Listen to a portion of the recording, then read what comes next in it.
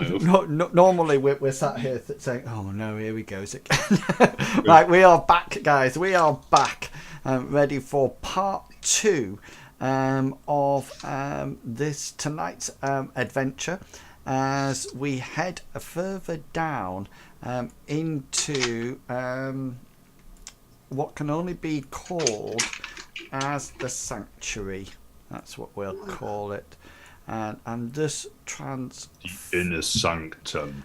You won't be able to see anything at the moment. I'm just putting you all somewhere else, and then I'm going to tell you what actually comes to pass. Okay. Excellent. Okay, so you start to head down this passageway, and this passageway is very similar to the one you came down into this area with. It's on a slight incline, i.e. you're going down, you're going down further and further down. The walls seem to get wetter and wetter, and you suddenly notice as you walk down Hazra and Hengist that small reptiles, such like salamanders, sort of like type-sized reptiles, and newts and snakes and frogs start to almost like jump out of your light as it sort of like lights up the walkway, and you notice that there's various lizards, the rest of you scurrying away up the sides of the walls, and every now and again you notice that a snake drops from the ceiling, say, and so like slithers away. But lucky for you, they all seem to be small, almost like normal sized reptiles. And as you go down this this passageway, you are accustomed now to the drip of water that you've been hearing as you've been in this place. And what you suddenly notice that the sound starts off with just drips, but it slowly morphs as you go down this corridor, this passageway, from a drip into a trickle sound, and then as you get closer and closer and closer, it almost like turns into the noise of almost like a jacuzzi bubbling water. And as you come out the other end, you come into what appears to be a rather large circular cavern. I've popped you on now. Can you all see? Mm-hmm. Yeah. Okay, now Hazra's got the light, so you should be able No, I don't. No, Bartleby has the light. Bartleby has the light. Yeah, cool, thank you. So as you go in there seems to be this loud bubbling of water. You notice, Hazra and Hengist, that can you see the water here? That's in your light. Yeah. That is not bubbling. The water that is here and here on either side of you is not bubbling. That is just like the water in the last cavern that you were in. So it's still it seems to be deep, but it's not stagnant. But there's obviously some kind of depth to it. And you also notice that the sound of this bubbling is coming from straight ahead, and there seems to be almost like an eerie glow, almost as if you're looking through mist, as if a car headlight is shining dimly through fog. And there's something else in the room, but what it actually is, you're not sure. Right, I'm going to check this portal before we go through it to make sure there's no tripwires or anything on the floor. Yeah, roll perception augmented by your survival. Okay, how do I augment it? Just add 5.5 or 5. is what's the what's your skill? What's your survival skill? 55. 55. So you just add 6 onto it. So you can either add it to the temporary box on your skill sheet, or you can just because it's your skill that goes up by 6, not your dice roll. Wonderful. Yeah. So you can just work it out normally by. Okay. So what was your perception? Oh, that was I included it into that. So your perception is normally what? 58. My perception is normally yes, 64. Yeah, so you haven't. That's why I did 6. Yeah, but your skill, can you see on your perception roll? Your standard skill, can you see it says 64 at the moment? It shouldn't say 64. It should be. Oh, strange. It should be, yeah. Yeah. So anyway, that'll go up to 6. Yeah. So yeah. So yeah, you don't see any tripwires or anything like that. Okay, so move into the room 1 step. Okay. Yeah. Angus will mirror, and he's brought his shield round to protect his front at the moment, Okay. and his hand's on his sword hilt. Is he just using it to protect, or is he actually warding locations?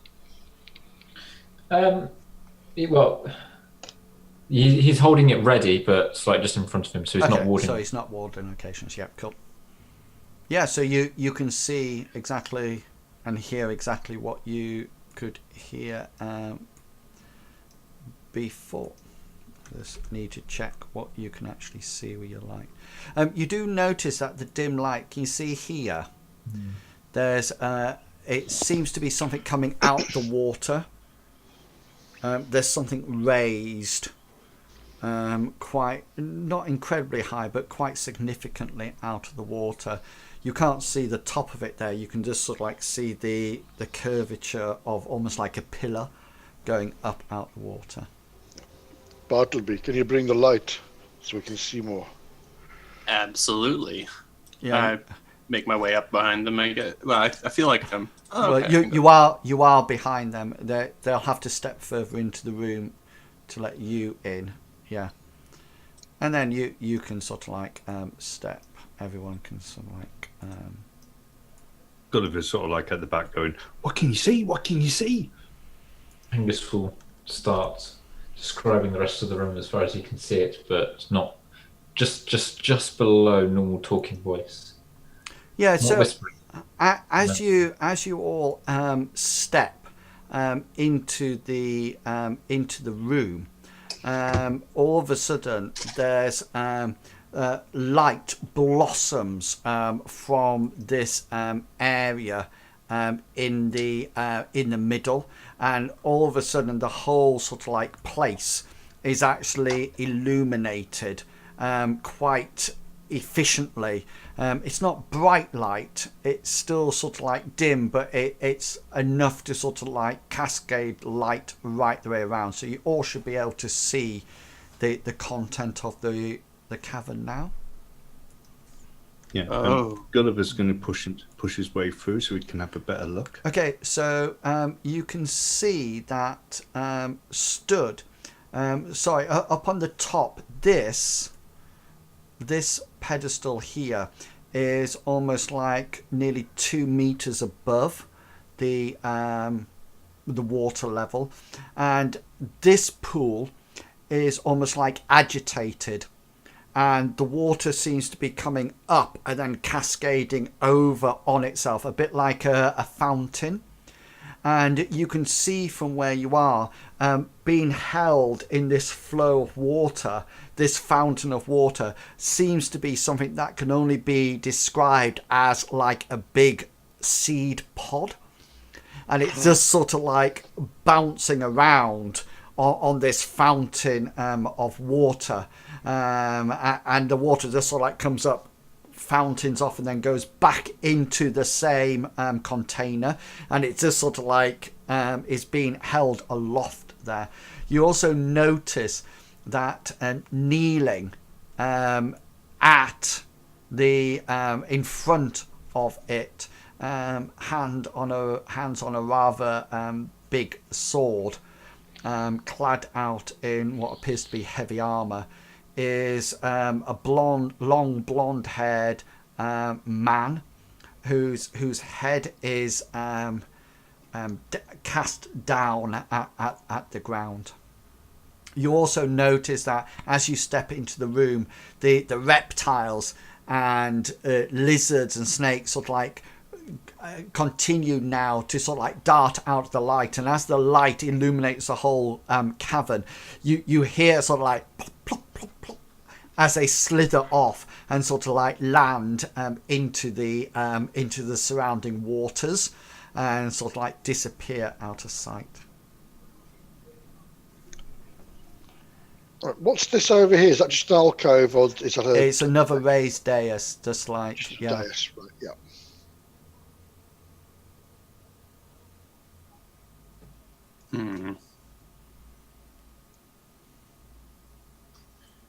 Well, Bartleby, sensing that there's nothing happening, he'll step out kind of to the edge of the pool on our side and call out to the blonde-haired person and say, "Greetings. We come from Lindo. We seek to find any survivors. And are you okay?"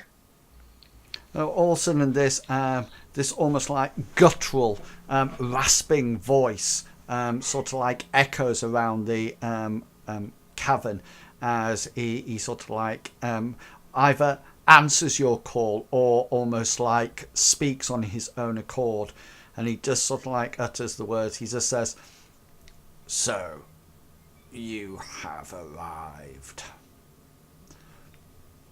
Gulliver wants to go up behind Bartleby. Yeah. And he's going to say, "Bartleby,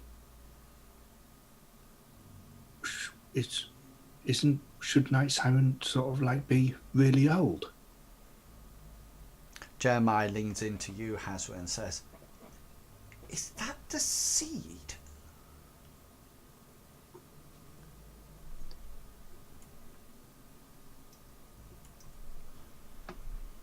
I'll respond to Gulliver. If that is Night Siren, he probably should be old, but I don't think there's much drinkable water down here, so I don't there's know a lot of anyone variables. with blonde hair. Master Healer used to have blonde hair, but he's now grey.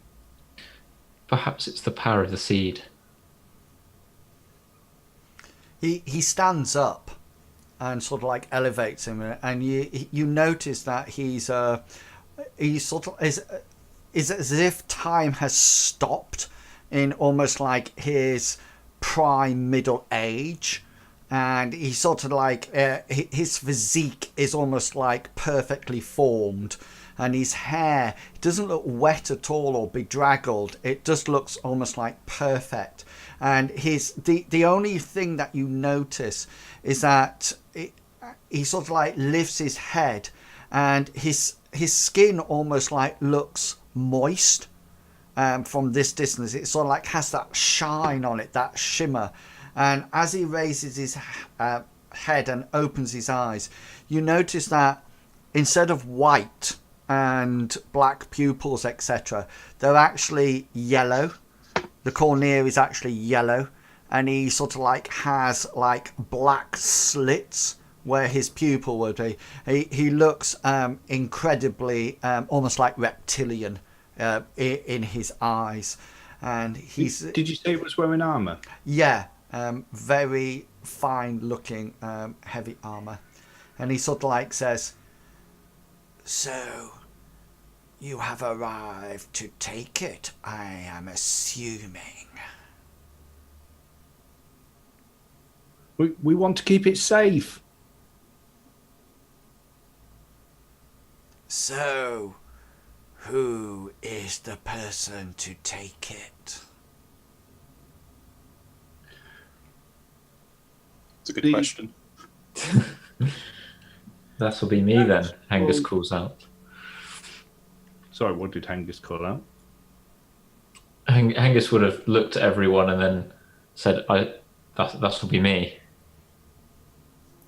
He sort of like casts his eyes down to you, and he sort of like transfixes you in his gaze, and he says, "Do not assume that you choose, warrior.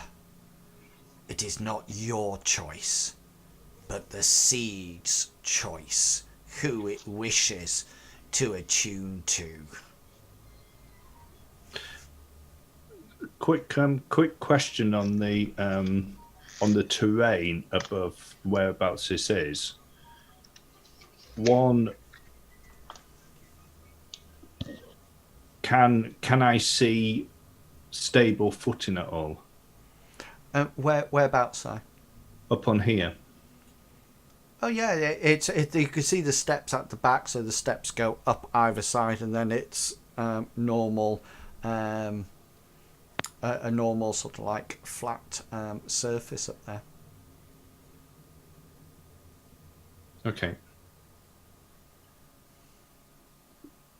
Gulliver's going to start edging, sort of like moving behind Hengist. And then once he's behind Hengist, he's going to step back and he's going to start moving. That you're in the Behind water there. Oh, sorry. Oh, so Ben's at the edge. He's at the edge of the water. Yeah.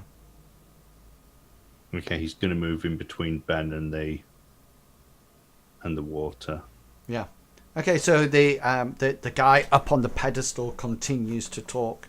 He says, "So, it is time to see who takes over my role. It is time to see who the seed wishes to attune to. Prepare yourselves."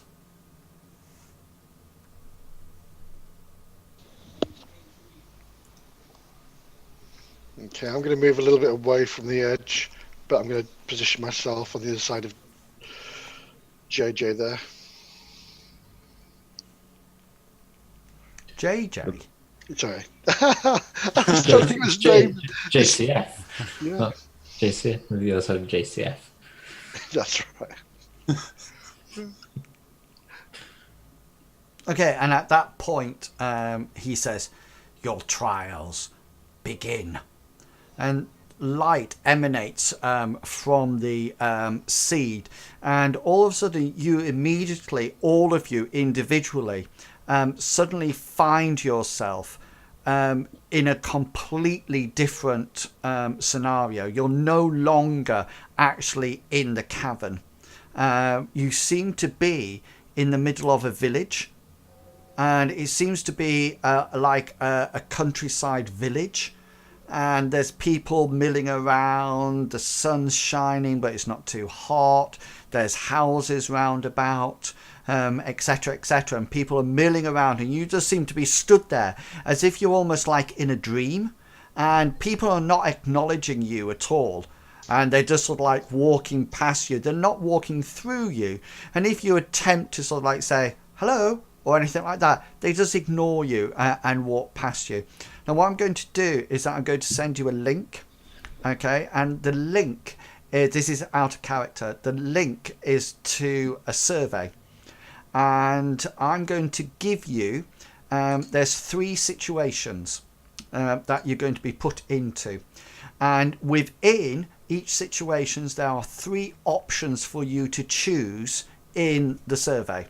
But what I would like you to do is tell me what you do in the situation relating to one of those options. Okay, so to give you an idea, say for example, you were in a situation, and I'll put it into our language rather than in the game's language for this one. Say for example, you were about to get on an aeroplane, and the 3 options were get on, stay off, hit the hostess, okay, or chat to the hostess. You wouldn't say to me, I won't get on the plane.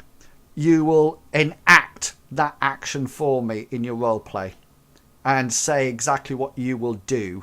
And so you might say, I stand at the entrance to it and I'll stop for a while and think about it, this and this, and then at the end, praying to my god or goddesses, I'll step onto the plane. Okay, so the options are quite simple. There's no description behind them, but it's up to you how you bring it to life, and that then determines the response that actually happens. So I'm going to send you all the link. It'll come through your Discord. It could be called Templar's Test. Don't do anything with it yet. You should be able to open it in a browser. Let me know. Yeah. So Yes. can you see the 3 situations? And you've got various options. So what you'll do as we go through the situations is that you will select an answer, tell me what's happening, and then at the end you will finish the quiz. Okay, now just to let you know, the quiz is set up for the Templar's test, so the answers that you give will then, the seed then decides who it's going to go to. So it's not my decision. It's purely down to this. Okay, so do you all understand how it's going to work? Yes. Yeah. Okay then, so here we go. So the first thing is that you appear in this this small village. It's busy, it's early morning, and everybody's moving around, and people are coming and going. They're chatting, they're exchanging their wares, and the world looks beautiful, and the world looks good, and it looks happy. The sun's shining, but it's not too hot. You know, everybody's smiling and laughing. There doesn't seem to be anything that is detrimental in this world at all. It's almost like seems to be some kind of utopia that is absolutely perfect in every sense of the word. And it's while you're stood there and you can't see each other. There's only you in your vision, although I will tell you as players each person's vision is the same. And what you can see suddenly, as the people are walking backwards and forwards, they suddenly part. And you see that in the middle of the town square, tethered to a pole that has been hammered into the ground, is one almost like bleating kid, as in a goat, a baby goat, like a little kid goat.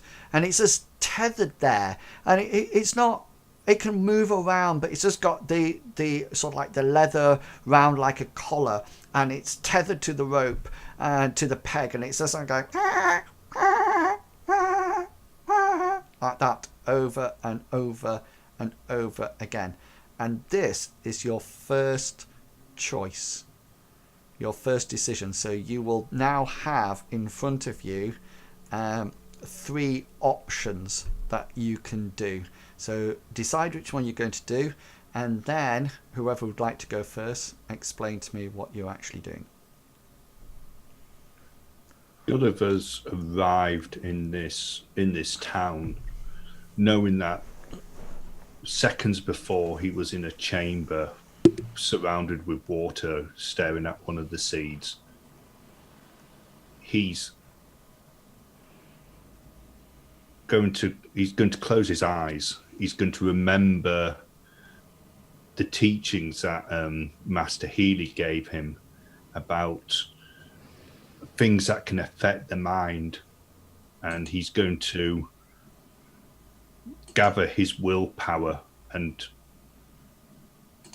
just ignore the whole situation, think of something else, and then open his eyes to see whether or not he's still in the same place as when he closed them. Okay. Thank you very much. Can I tick ignore it? Well, you don't need to. I don't need. Yeah, you don't need to say anything else. You can just Okay. wait till we go on to situation 2, and then that's it. So, and we'll go on the order that people are down on the thing. So if we move anti-clockwise, then Hengist, you're up next. What does Hengist do in this vision? Hang on, where's my link gone? Hengist Hengist will sort of look around, all confused, sort of like this is completely something out of his experience. And as the people sort of like pass by, and he tries to engage with them, and they ignore him, and then he sees this young goat.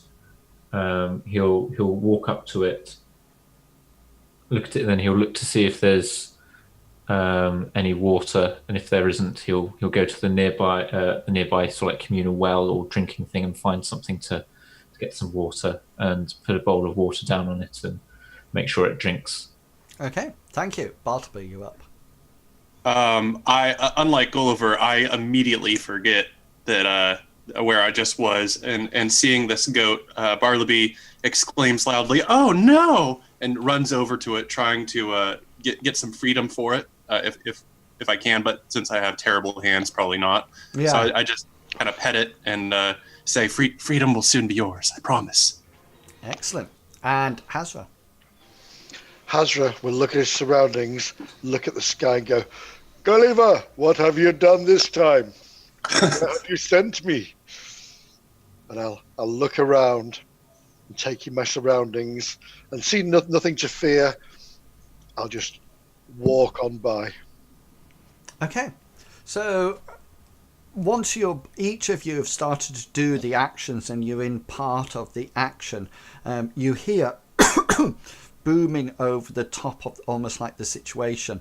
You hear the guy's voice once again, and he sort of like says, "Decisions have been made.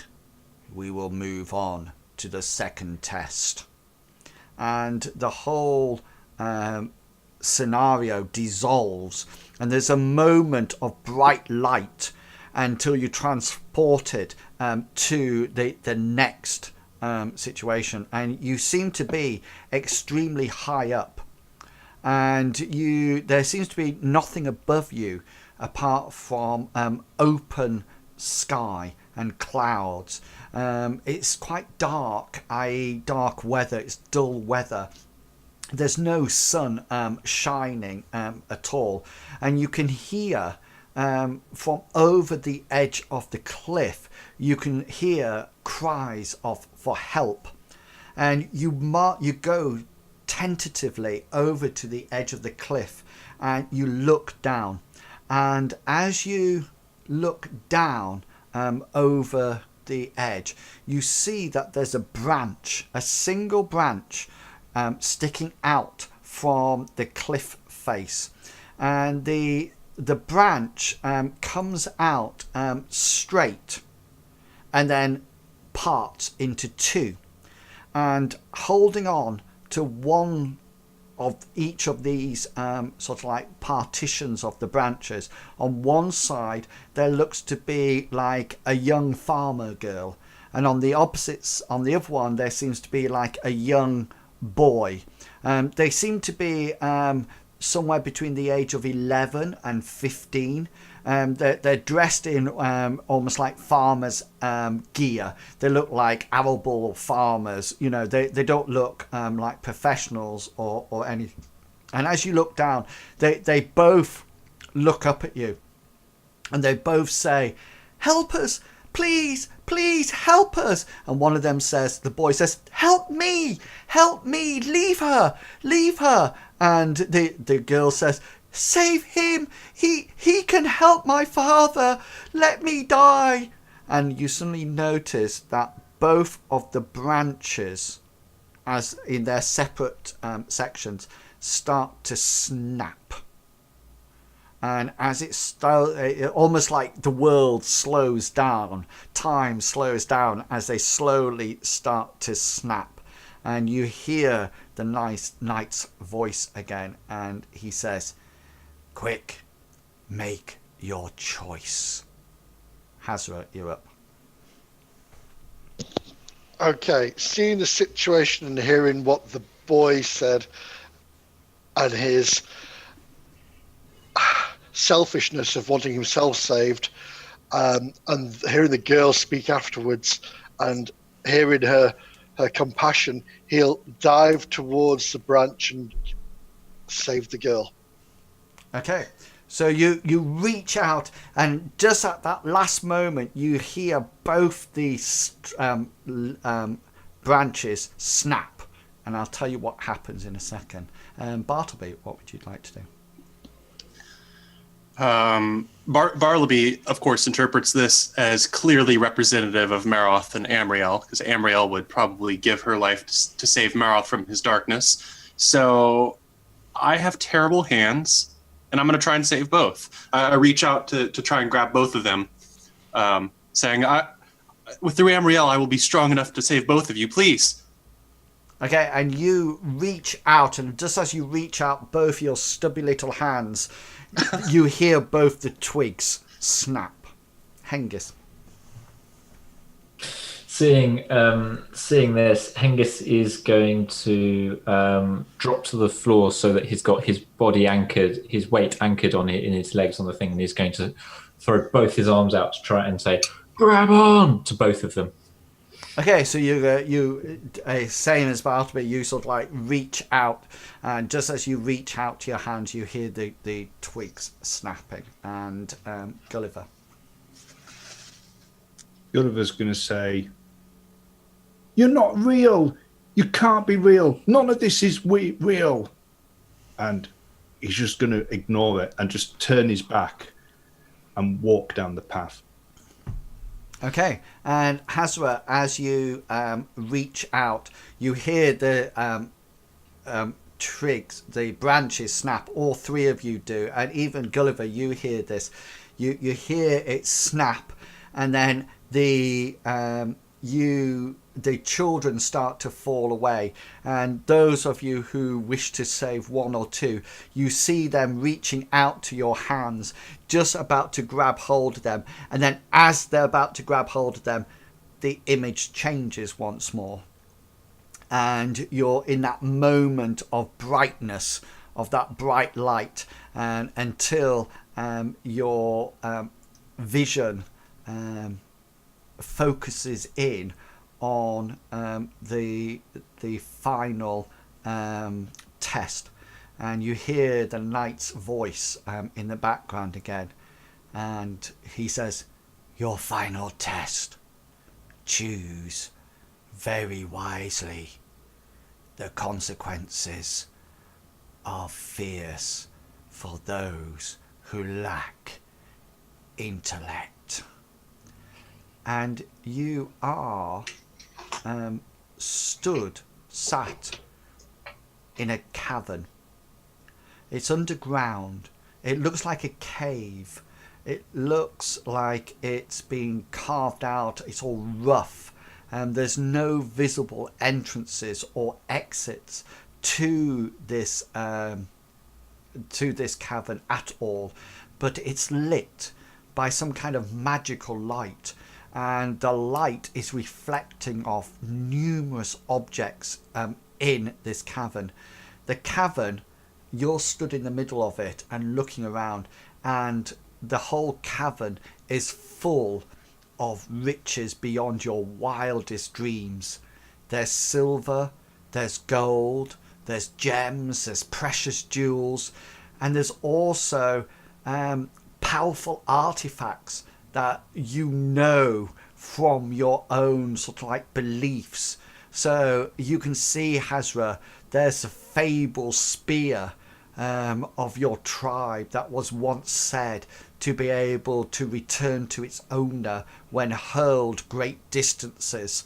And Bartleby, you can see the shining armour that Amriel is meant to be wearing as she races across the night sky in her chariot that is depicted like the bright moon.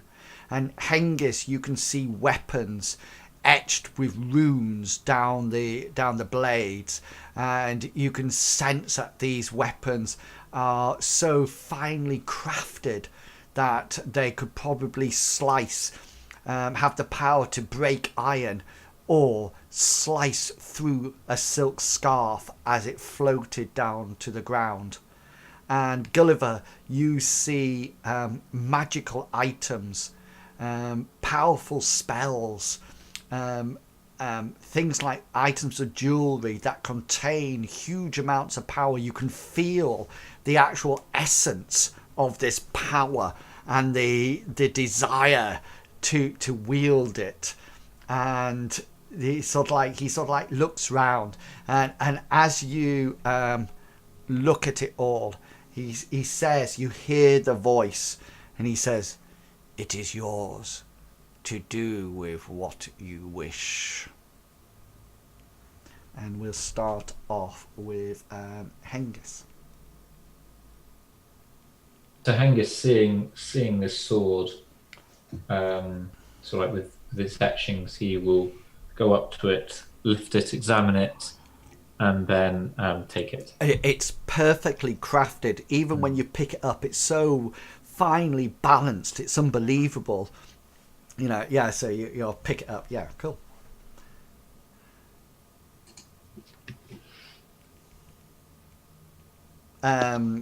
Gulliver. Sorry, I don't have the thing open, so I don't know who was next. Gulliver sort of like look around, and again he'll say, "It's not. You're not real. None of it can be real." And he'll find this artifact of magical power, and he'll put it on a rock, and he'll pick up another rock, and he'll just smash it. Cool. And Hazra. Hazra, seeing this spear, a spear that he could never lose, walks over and collects it into his arms and keeps it. Cool. So you now should be able to. Don't forget. Oh, have you done? And Bartleby. Yeah, sorry, Bartleby. Bartleby, seeing all of this treasure and the beautiful armor, knowing that I would be corrupted if I ever used it for myself, my intention is to immediately try and determine where I am and how close the church is, so that I can tell them where their newest form of income is. Excellent. So you've all made your decision, yeah? So Yes. you all should then be able to press the submit button. Right, are we all doing it at the same time? It doesn't matter. You just Finish need, quiz. Crash the system. yeah, just You finish. arrive back, and Jeremiah Clubfoot is holding the seed. Created with Pole Daddy. Did you get it?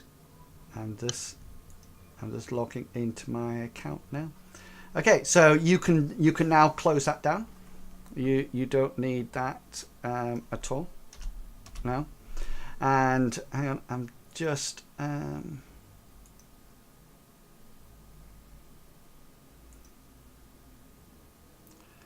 going into my account.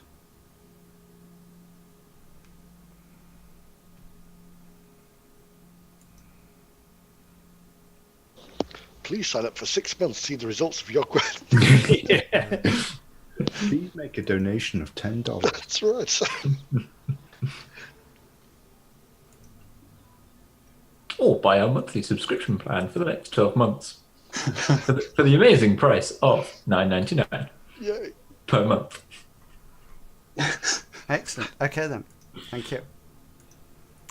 So the world suddenly changes. It becomes bright again, and then all of a sudden you are sort of like teleported back to what appears to be this room, and the guy up at the top sort of like stands up, and I just need to. Hope it's not a time we have to arm wrestle or anything like that. I just need to. What is the wing speed velocity of the... What do you mean, an African or a European swallow? I don't know. I need to watch that again. I know. What is your name? I don't know. Okay.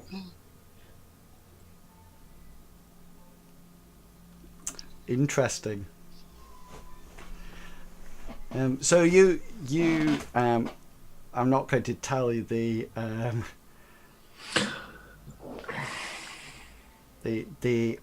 correct answers to it all, but you suddenly find yourself back in the cavern, and the guy up on the top of the pedestal sort of like looks down at you all and says, "The seed has chosen its next defender." And you notice that the water that's bubbling up and down and up and down sort of like becomes more and more agitated and more sort of like fierce, and you suddenly notice that it's no longer sort of like white. It started to sort of like change into different colours, and almost like going dark red, then black, then dark blue. And he sort of like says, the decision has been made, and the seed will go to. And he just sort of like points out in the general direction of you guys, and he sort of like keeps his hands open, and the seed seems to almost like start to move away from the water, and starts to sort of like move slightly off towards you. And it is at that point that I would like you all to make perception rolls for me.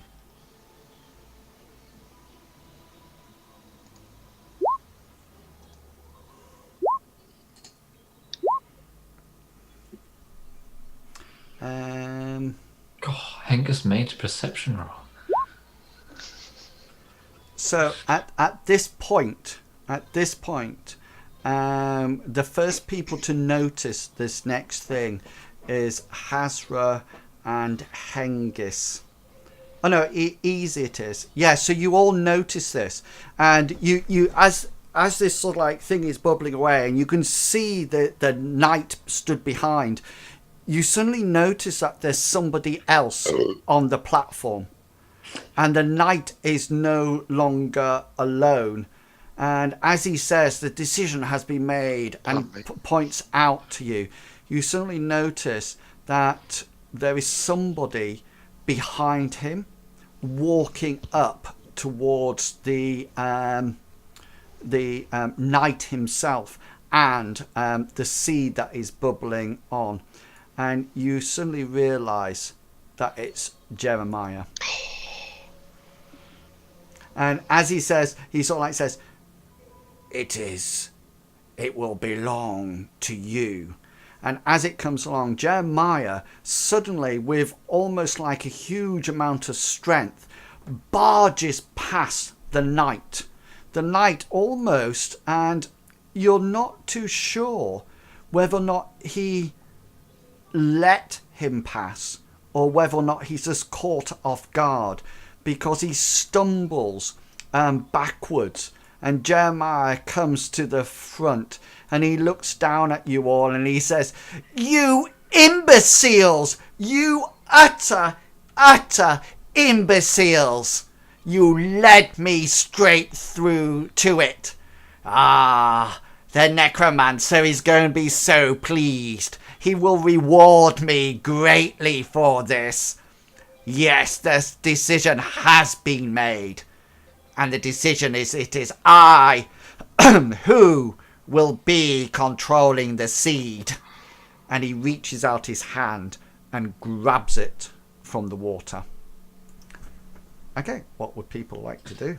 Angus is going to draw his sword and he's going to start sprinting around the. Okay then. So Around the- let's have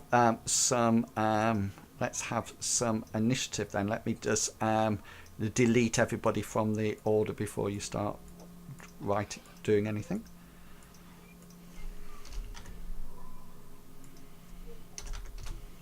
Okay, off you go.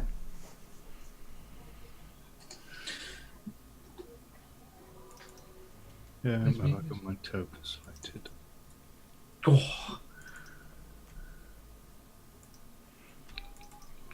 Oh, worst initiative ever. Angus has got a solid initiative. A solid average one for him.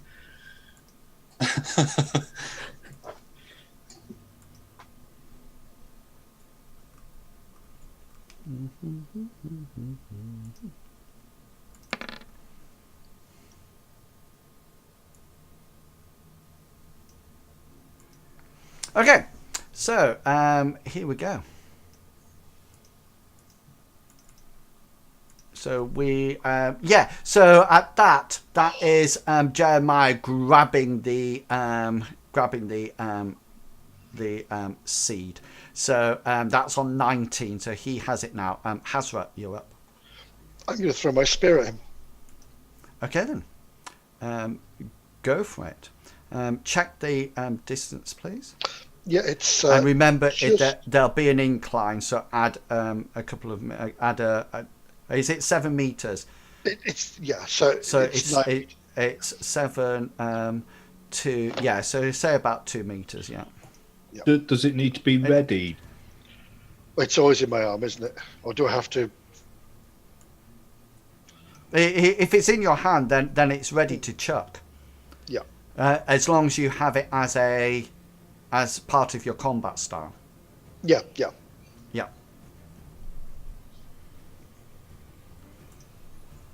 So you immediately chuck your spear, and you just sort of like hurl it at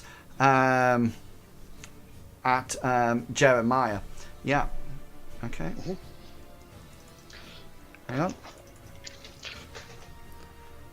All right. So Hang on. sorry. Hang on.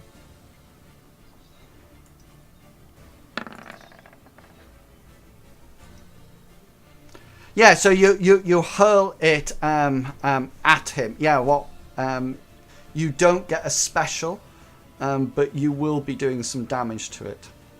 Right. Wonderful. It's just 1d8 on this. Location first. Location. I'm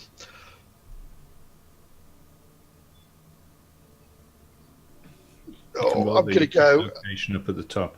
Yeah. Sorry. Right arm. I can't see it. Just roll a You need to 1d20. select your token. Oh, it's because I'm on the ruler. Sorry. Every time. There we go. Yeah, so you chuck your spear at him, and it catches him on his right arm. Do some damage for me, please. Yeah, some damage is going to be thrown.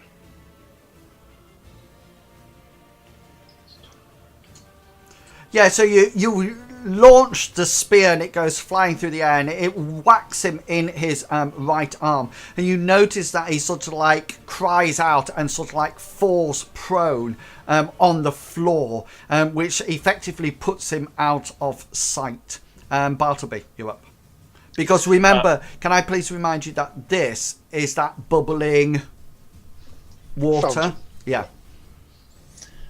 I would like to call out to Jeremiah. I say, Jeremiah, so you're delivering the seed to the necromancer, or you're going to use the seed with the necromancer? Yeah, so you call this out, but there seems to be no reply at the present moment in time. Hengist, you up? So I've measured it out, and Hengist is going to run. And he sort of ends up at about here. So what's your run? My run is 15. So that's 15 per what? Run. I don't know. It just says run, and it's got 15 next to it. So I assume that's as far as I think. Let me That's just. per all of. Is it all of the? So if you've got 3 actions, oh no, it won't be, because that would mean that people who only had 2 actions or 1 action, it would have to adjust it down. Yeah, so I think what it says, and I'm just checking it, Run. I think it actually states in the rule that the GM can allow anybody move what they consider to be... provided he's not engaged in combat, a character can move any distance the game master deems suitable for a situation. The movement is not required for every instance of movement, so you can move up towards combat. So what's your actual run distance that you can actually run? Sorry, 15. 15. Okay. So I measured So it. It that's was 2. about from there to there. It was about 6. From that line to about here, it was about 6. Yeah, well, that's not That's going to be 12. yeah, because you're going to have to come here for 6, and then up the stairs. Okay. So you'll probably end up here. Okay, so you as you come round the corner, you can now see what is happening up there, which I'll let you know in a second. Because Gulliver, you cannot see this. So Gulliver, what would you like to be doing? Out of this raised bit here, what can I see? I didn't. Out of this bit. Oh, I'm sorry, I'm on the wrong clicky thing. On this, out of all of this, can I see any of this platform up at the top? You can see Hengist up there now, but Right. you can't see anything beyond close to what Hengist is because of this bubbling water Right. here. Okay. Is what I'm looking at doing is maybe teleporting Ben up, but it depends. Is Ben in touching distance? No, he's not quite, isn't he? Because Right. your tokens need to be touching, don't they? Right. And is there any stable? Can I see stable ground? Well, you can see where the platform is. You can see where Hengist is, which will be... Right.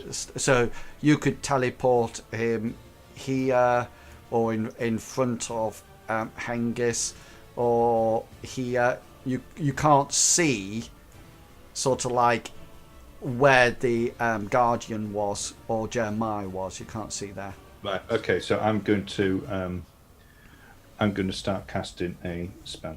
Okay.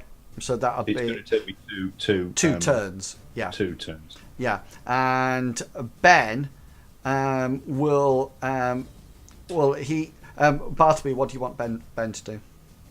I presume that he's gonna follow in Hengist's bloodlust. Which, let's see, let me just double check. Benjamin is gonna run if he can, and his run is an 18. So he'll probably get behind. It depends which way round he is. He'll probably get behind Hengist because Hengist will be leading the way. So he'll get behind the steps where Hengist is. Okay. All right. Yeah. So at this point, Hengist, when you get up there, and Ben sees this as well, you see Jeremiah is up there, and he is currently pushing the Guardian off the side of the pedestal. He's been injured in his right arm, I think it was, Hazra, with the spear. Yep. And he's clutching the seed in his left, and he's literally pushing the Guardian off.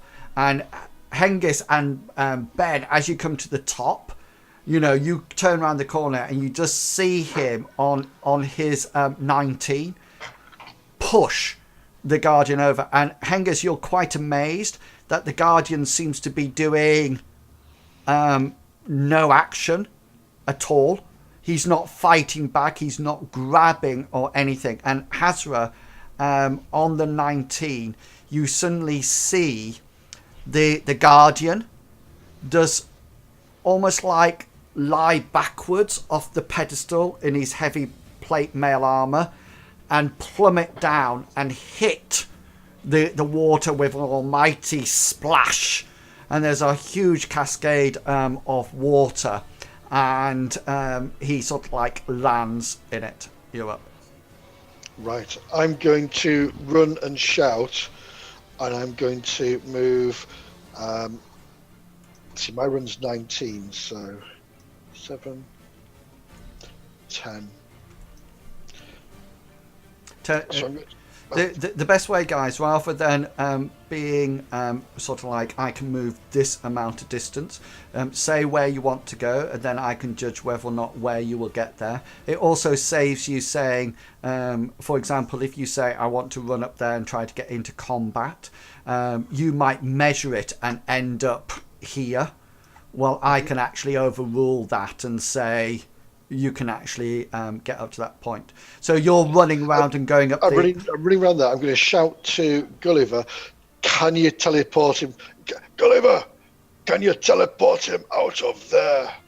You gone Scottish? I don't know. I lost my accent. I'm really sorry. Okay. Bartleby, you're up. Barsby. I'm just gonna call out again. I'm gonna be walking, but I also want to call out if I can. Walking to the right, kind of a casual stroll. I want to call out and say, "Does your necromancer master know that you cry so much?" Whereabouts are you moving to?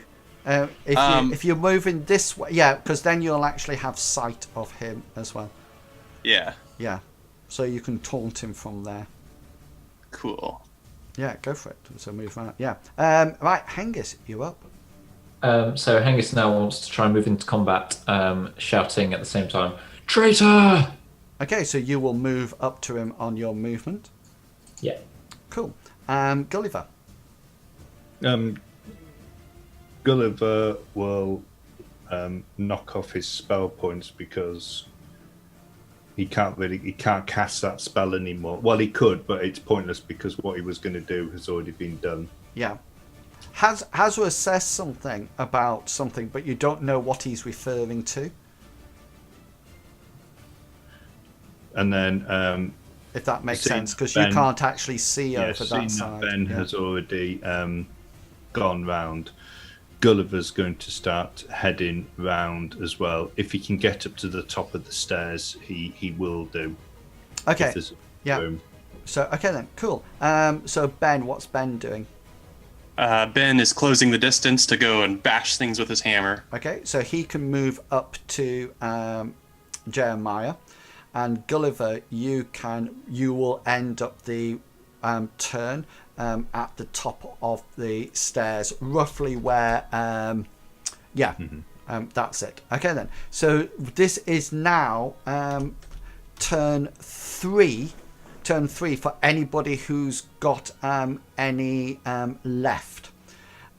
So this is Jeremiah. He goes first on 19, and he holds the seed out as you approach him, ready to combat him, and he shouts out in a huge voice. He says, "Arise!" And you notice that his eyes suddenly flick, and the corneas disappear and are encroached with this sort of like yellow reptilian look, and his pupils narrow to slits, and you can hear that the water bit up here sort of like tames out, and yet Bartleby and people around, you can see that this water immediately starts to boil and bubble and gets very agitated.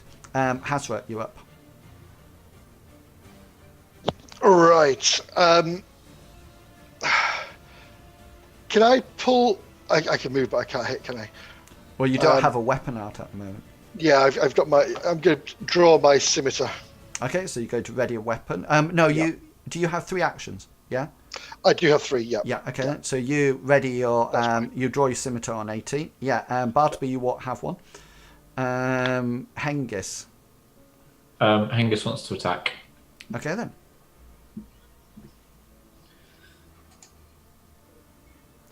Yeah, you strike out at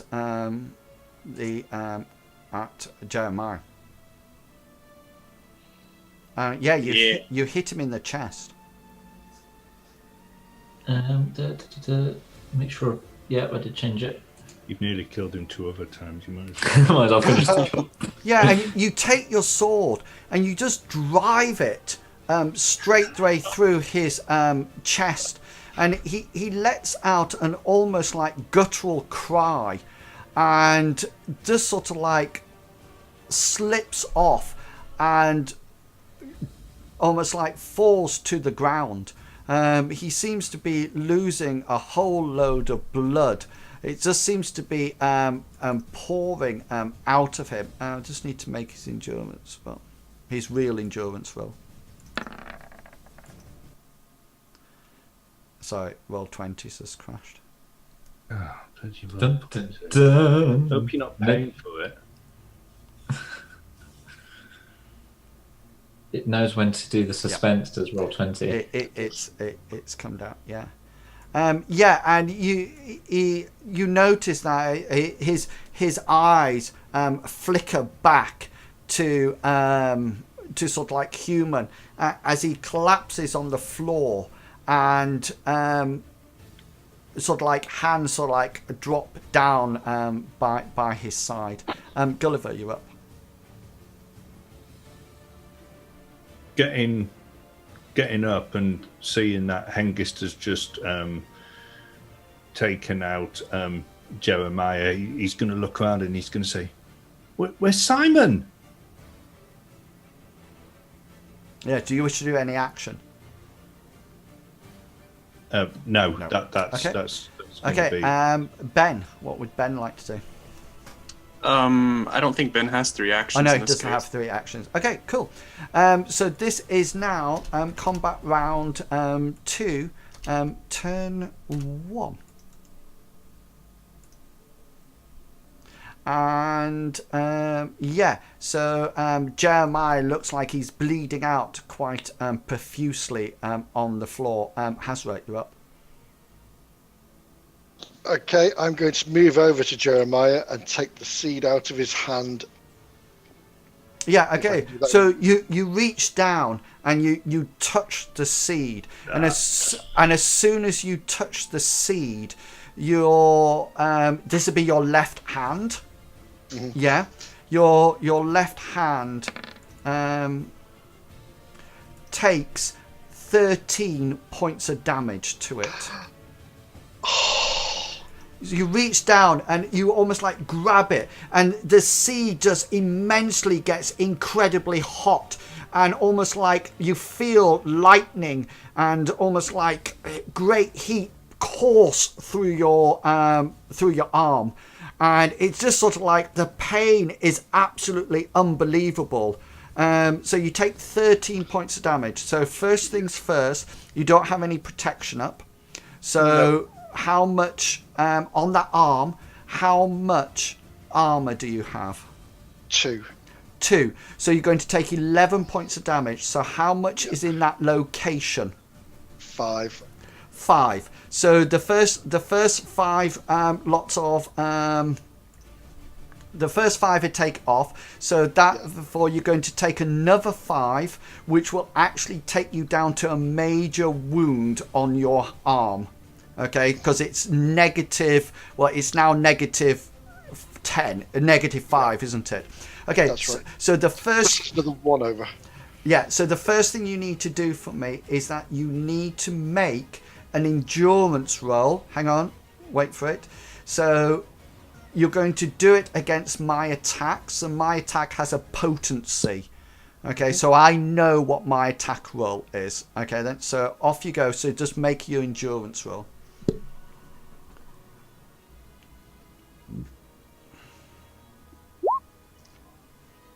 Yeah, so the first thing that you do is that you reach out, and this this power surges through your arm, and it just sort of like you hold it up, and Hengist, you see Hazra bend down, pick it up, and almost like scream as this power surges through his arm, and his whole arm, he just looks at it as if he's almost like grabbing electrical wires, and he can't seem to release this seed. And you can see that his skin up his arm, there's sort of like the armor fades away, and you just see this black sort of like creeping doom go up his arm. And Hazra, you sort of like look at it as it creeps closer and closer up to you, and the last thing you see is that as it starts to come across your shoulder, you suddenly pass out.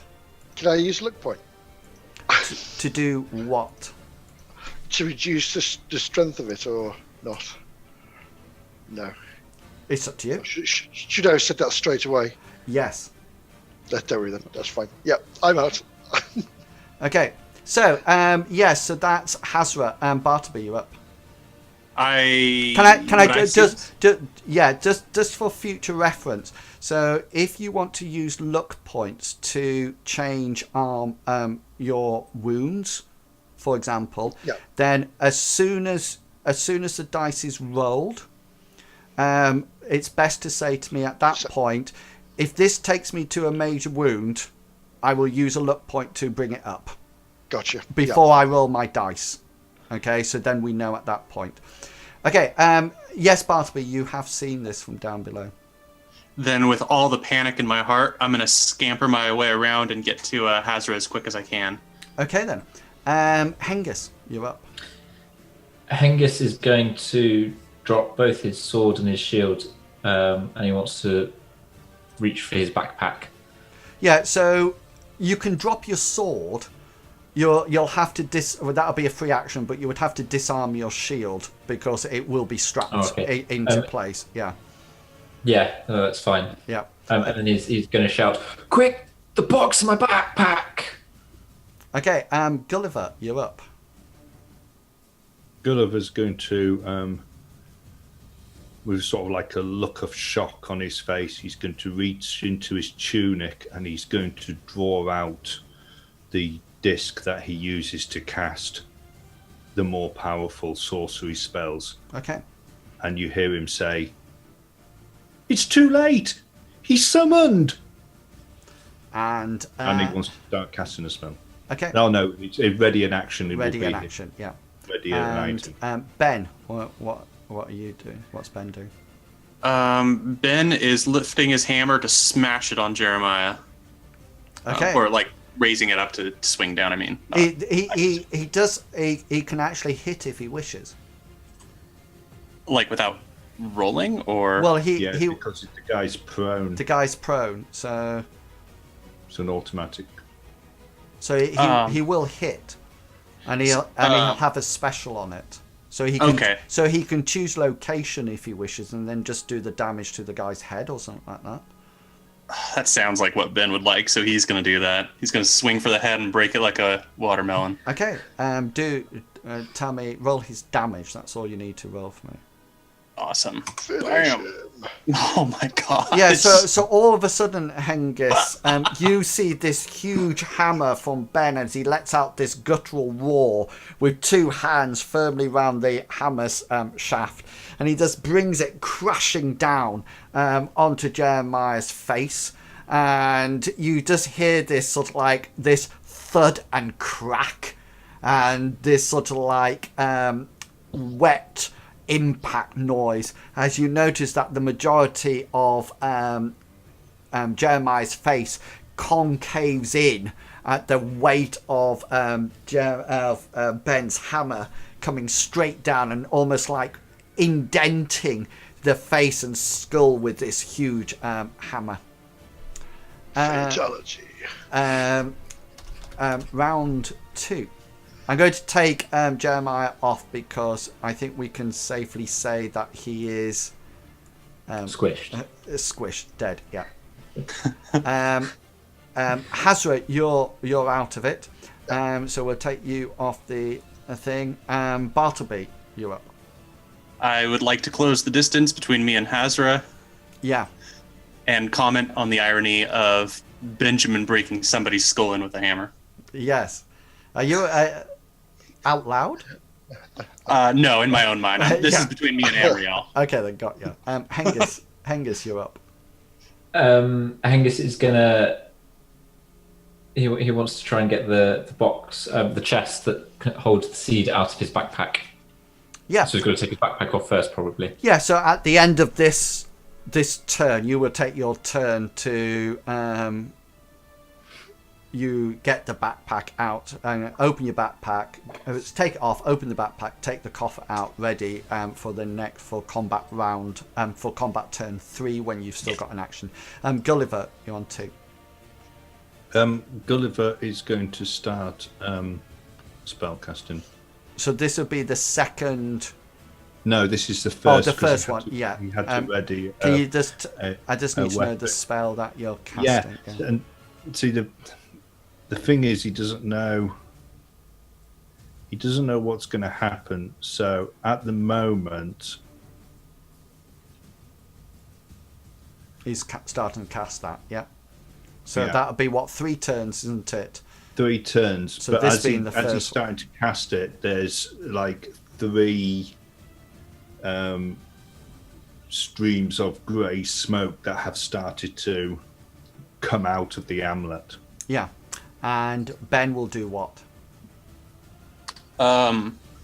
He's gonna look satisfied with his disgusting work. Yeah. Okay then. This will now be combat turn 3, which I think only Gulliver and Hengist have actions for. So Gulliver, this will be turn 2 of your spell. Yeah. Hengist, what would you like to do? So Hengist, with the chest in his hands, he wants to open it, and he wants to try and get the seed without touching it himself. He wants to try and use the box lid to kind of flip to like close the seed into the box. So You know is what I this an idea He wants that to kind of like crocodile it. you're the you're sort of like using it as like pincers? Yeah. Yeah. You trying to get the seed in the chest using the lip of the chest and then the lid as well. It's kind of like Cool. Okay do then. that. So if you give me, I think there's a skill that sort of like does sort of like things like this. Bop, bop, bop, bop. It's the deceit, isn't it? Because isn't it sort of like a no? It's a. I'm thinking of like That's a fate of hand, isn't it? Sleight of hand. Sleight of hand. Yeah, but that's not in this game. Not pickpocket. I thought. No, never mind. That's probably a spoiler. How about athletics or no acrobatics? Acrobatics and athletics is more to do with Or your physical. whole body. I mean, normally this wouldn't be an issue. I would just let it happen, but I don't want it to be touched, yeah. and that's why I'm thinking Really? Double agility. well, double dexterity it would be. Yes, or dexterity and intelligence. Or conceal, or not stealth. I think conceal is actually concealing things. Okay. Because when you were on the ship, you could conceal things that you were going onto Oh, your. I think dexterity because it's a manual It's a thing. host. Yeah. And intelligence because he's got to work out exactly how to do it to get it right. It's not you're not just going to. You got to work out the angle to do it and. Okay then, so that probably makes sense because first aid is also dexterity and intelligence, so it sort of like links into it. So if you add your intelligence and dexterity together, and that will give you a score. Okay, Right. and then just roll a 1d. Tell me what that score is. 26. 26. Okay. So then it's / roll 1d100.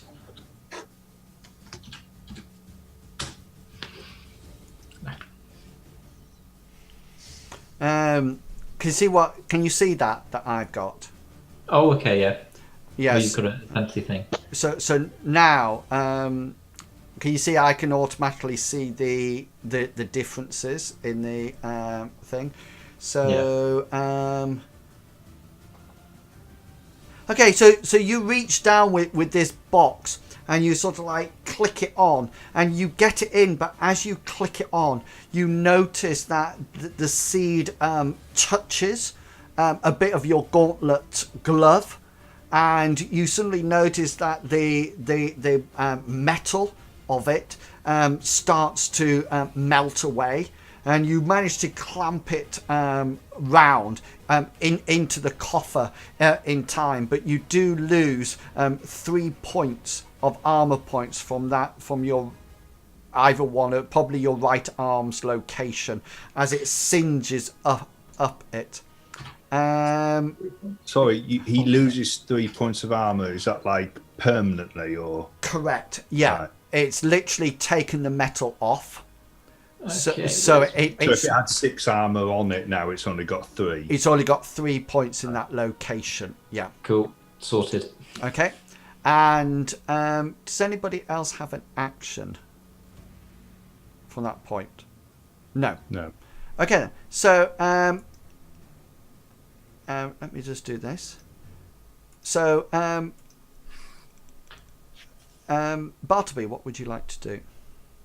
Now that I've closed the distance between myself and Hazra, I'm going to raise my arms to the sky, still with the candle equipped, presumably, and I'm going to pray for Amriel to fix the disturbing and wonky arm of Hazra. Okay, go for it. Let me just go find where I'm doing. Of course, this is heal wound, so it's an exhortation. Yeah. And bam. Can I use a point of luck to reroll? You certainly can. Swap them. Yeah, we're gonna bring that arm back, aren't we? How many devotion pool points would that leave you? If I lost a point from, well, I had 3 at the start of this. Yeah. So So that brings me down to 2, I presume. yeah. So what other exalt spells have you used? The only other one I used was heal wound when our best friend Jeremiah had his leg all gnarled up. And was that did you have 4 points then? So that took it down to 3. Correct. Yeah. So that one's now taken it down to 2. Correct. Yeah. Okay then, go for it. And I wanted to use my luck point to re-roll. Let me just make sure. Yep, I did mark that down. Awesome. Yeah, cool. And success time. Yeah. Yeah. So you tell me, how does it manifest itself? I presume in this case, I, with my arms raised and the candle in my left hand, a beam of light comes down from the ceiling, engulfing myself completely. And then with my empty right hand, I smash down on Hazra's injured arm, with the light filling in those dark veins, perhaps, where it had been creeping and crawling. Hopefully, maybe. Yeah, and this is heal. Oh, sorry. I thought I clicked the button that showed that. This guy.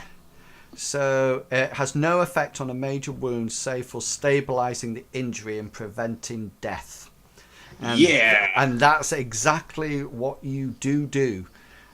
That you stabilize Hazra's dying from his arm, from touching the seed that does not belong. Obviously, by the way, you can probably tick it off that it doesn't belong to Hazra now. That was probably one thing. Touch somebody else's. What you do notice, Bartleby, is when you look at the arm. It's even though you've healed it, it's still blackened. It still has it almost like where the veins are. You can see blackness sort of like coming up, and there's bits of necrotic skin on it, and it seems to be healed absolutely fine, Hazra, but it certainly left its mark on it. And you actually do come round with the goodness of Sure. Amriel coming through you, but your arm definitely it seems to be working fine. It just doesn't look good. Am I getting pain from it still? No, it's stabilized, so you can still operate now, but it's going to you can't use it. Yeah. Okay, so you still probably Bartleby will strap it to the side of your arm as a kind of splint until you obviously get somewhere to actually use it. You can. Am I right in saying that this is now only natural healing that will? Or the other thing that can do, there's another heal spell. Rejuvenate. Yeah, which is rejuvenate, and which a rejuvenate spell will actually heal the location instantly. So that's why you never want it to go to a major wound, because it's only natural healing apart from that. Yeah, but somebody like rejuvenate is a whatchamacallit spell, isn't it? It's a Priest rank. It's a priest, yeah. It's a priest's rank. Regeneration won't help it, will it? That only. That's a sorcery spell, isn't it? Mm. No, regeneration. Hang on, because I've got it written down. Regeneration just stabilizes major wounds. Everything. The only spell that can actually heal a major wound is rejuvenate. Not. So I'm still at -5 hit points on the arm. On location. You're still at -5, but you're not dying. So normally you use it. You actually had your healing rate times by 5, and that was the number of rounds you had before. If you weren't actually healed or stabilized, you would have died due to blood loss or shock. Okay, but really the only people that can actually do rejuvenate, as Bartleby and Ben will tell you, are priests. Yeah. Well, your priests, yeah. So Bartleby and Ben are thesists, but they're only initiates. So there's initiates, then there's acolytes, and then there's priests. So it's literally is the high priest who can do it, and that is it. Oh. Just on a side note, sorry, I can't change the armor value on my character sheet. Yeah, you want to go into on the little plus. You want to click on the little plus next to the armor. You need to open it up. You. Yeah. Lovely, thank you. So Gulliver's up at the top, sort of like holding this spell, and nothing's appeared. So no, the water simmers down, and everything sort of like Hazras, you sort of like look over the edge, and you can't see the Guardian at all. It's obviously sunk quite deep into the water. There's a few bubbles coming up, and that's about.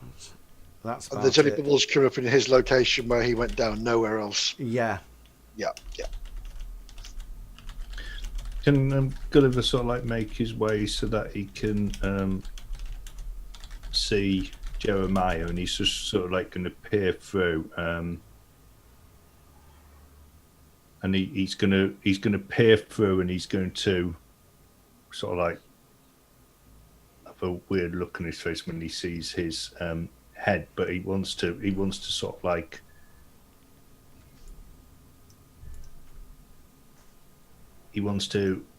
see what his hands are like, or his arms, to see whether or not they're black.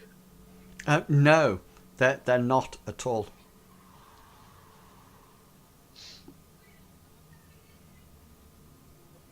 just an aside, I'm going to lean across to Bartleby and say, "Thank you, Bartleby, and thank your God for me. You saved my life." Gulliver's Just be gonna glad. To Hengist, and he's going to say, in an almost like quiet voice, he's going to say, "Hengist, Gulliver. let me have the coffer." Hengist is sort of going to look at it, look at his backpack, and say, "It's probably a good idea I don't carry two." And he's going to pass it over to Gully. Gulliver's going to take it off him, and he's going to put it on the floor. And he's going to say, he's going to look over at Hazra, and he's going to say, "We know that it hasn't chosen Hazra." Use your right hand this time. And he's going to unclasp the link on the coffer. Benjamin takes a step backwards. And he'll say, "We know it hasn't chosen Hengist." And he's going to open the coffer with it there. Hengist, because he has been kneeling, is going to stand up and go, and just like as Gully's doing this, and say, just say, "Gully," as if like, "What are you going to do? What are you doing?" type thing. He's not going to stop him, but. And then he's going to look over. Gulliver's going to look over at Bartleby. At least let me pray for you if you're going to make a choice like that. I make my way over to him, shaking my head. Where are you? You're over there. And I'd like to put my hand on his head and pray that Amriel forgives his actions of suicidal nature. Perhaps all shall go well. Roll your devotion. Oh, yeah. I love rolling devotion. See, I'm Bartleby. And we got... Oh, look at that. Thank you, Amriel. On the absolute balls tonight, God. it was. Have I failed that? I don't think I failed anything.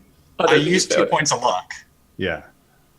But See, what up, Amriel? what people, they take away your internet with one hand, but give you superb rolls with the other.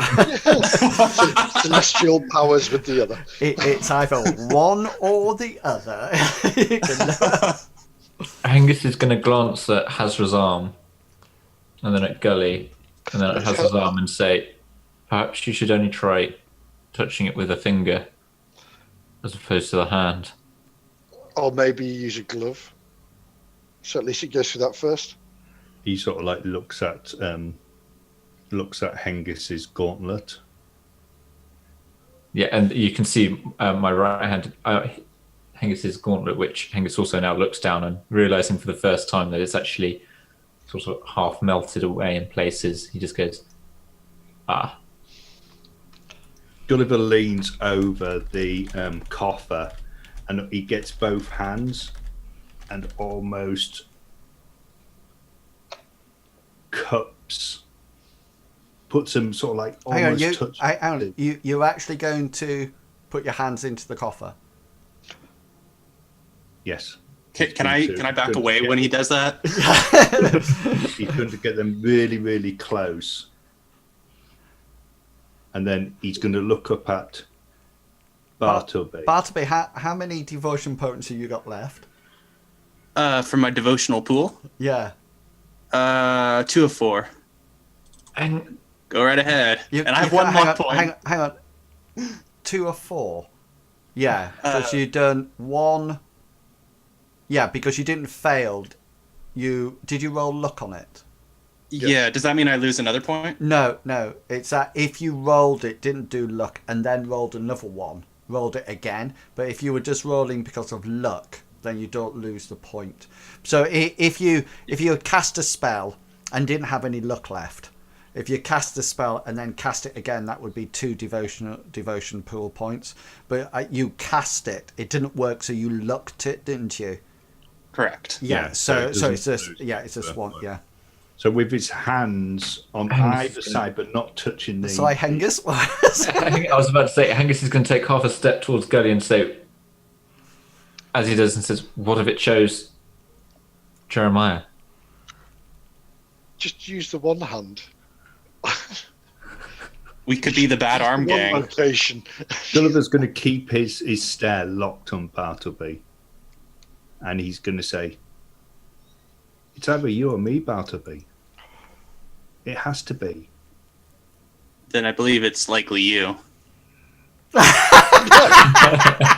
The seed wouldn't choose me, Gulliver. I wouldn't know what to do with the power. Put it this way. I've got a 50% chance of being right. And with that, Gulliver's going to grab the seed with both hands. Gulliver reaches out and grabs the seed with both hands, and there's this almighty flash of bright light, and you all seem to be transported yet again to almost like that vision status when you're looking down at something or looking away from something. And the first thing that you see is the scene in the village, and you can see that you can see guard Jason lying dead.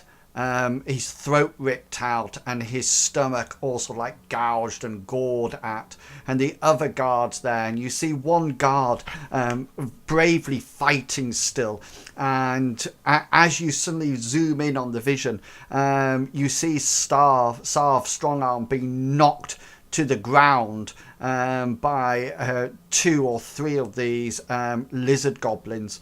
And as he lies there exhausted, his sword is over to one side, unable to reach it, and all 3 start to approach him, and one sort of like bounces up onto his chest and pushes him down to the body, and your vision swaps round as if you're looking straight into Sar's eyes, and you suddenly notice that almost like recognition that for once in Sar's life, that death has eventually caught up with him.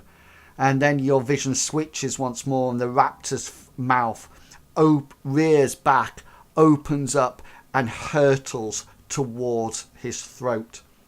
And then the vision changes once more, and you're in the the sanctuary of the Templars from ages ago, and the final one of the goblets that lies standing, the one with the rune on, with that had the water in, etc., seems to move slightly, and then it topples over, and the egg rolls off onto the floor, hits the floor, and snaps open.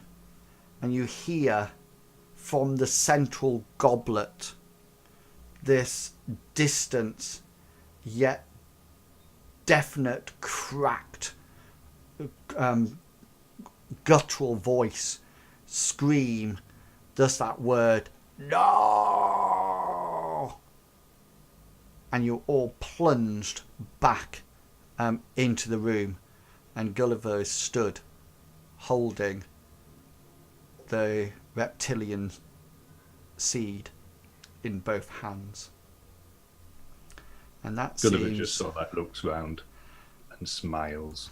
I knew it was safe, and I'll reach out and take it with my right hand. And that seems that seems to be an appropriate place to leave it for this evening. So I will just move you across. Oh, your mic hasn't been on. Oh, you Oh, kidding? no.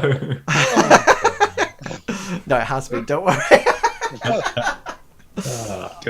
Inroads. Yeah. So there you go. Let me just move you back to your starting place. So we will allow you to see So quite an eventful game today. Guard Hengist has lost his ward, the Wow. person he's protected, and been stabbed by Hazra's spear, by Hengist's sword, and then had his face smashed in by Ben. The former guardian of the seed fell into the water and was left to slowly drown. I know. And I did shout. well, Hazra was so keen to get his hands on the powerful seed, only to find out that it was not him who was actually chosen from the tests. And it seems that Gulliver has decided that it seems that the seed has chosen Gulliver to be the next protector. So, does anybody have any announcements that they would like to make before we call it a night? I have none. Okay. No. Does anybody know a good cleric? I have an announcement. You guys may know that I do a Traveler game, but we changed the day that we're doing Traveler to Thursdays.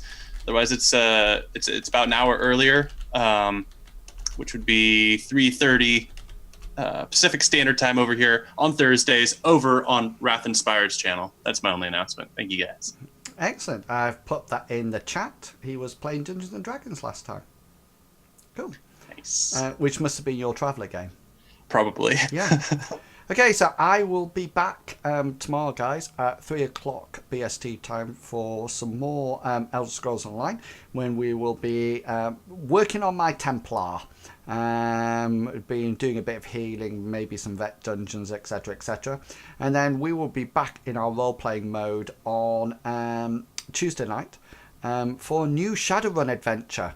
So if you fancy dropping in and enjoying some Shadowrun with us, then do pop along on Tuesday at 7 o'clock BST time. If you'd like to keep up to date with the channel, then please do hit that follow button, or you can catch up with all the past adventures by going over to inwills.co.uk. So to finish off, it only remains for me to say, please be who you are and say what you think, because the people who mind don't matter, and the people who matter don't mind. Have fun, everyone, and I will catch you later. And until then, I'd just like to say to each and every one of you, consider yourself well and truly waffled. Have fun, guys. Bye.